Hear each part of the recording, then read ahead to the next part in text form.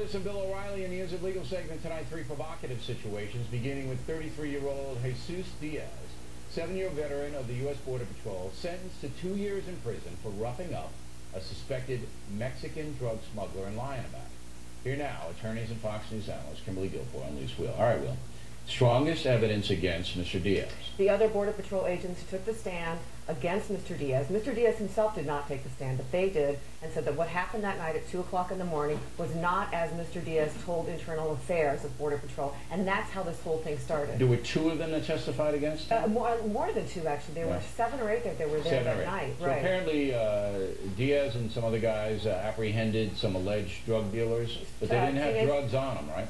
Yes, they did. They did? The guy that we were talking about was smuggling 75 pounds in his backpack. Did they confiscate the 75? Yes, they confiscated 150 pounds. Okay, so they cuffed the guy, and then they threw him to the ground and stepped on him or something? That's what the allegations are against Diaz. But here's the problem. He was cleared with the department, but then OII got involved in it. And What's said, OII? I'm sorry, Office of Internal Affairs got involved, and he lied to them. That's what they found out. They then turned the suit over to the U.S. Attorney's Office.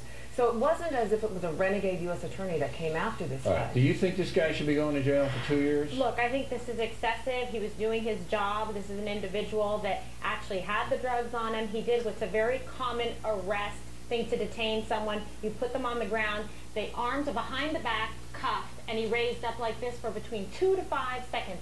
That's it. You want to tell me that that's a violation of his civil rights, and this man whose life is in peril every time he's on the front lines in the war against illegal aliens coming across to go to jail? I don't disagree with that, Kimberly, but we're talking about a 6-count indictment here. The first count was exactly as you described, and I agree with you. Even as egregious as it is, maybe it should have been suspended, something like that, but not go to jail. Okay. But it's the 5 counts of lying. It's lying. Did he get convicted of assault or lying? Yes, he got convicted of both. 6 counts total. Now here's what bothers me about this, Guilfoyle.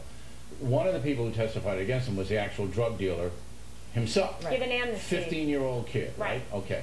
He was given amnesty from prosecution, even though they found him with 75 pounds of pot, and a visa to the USA.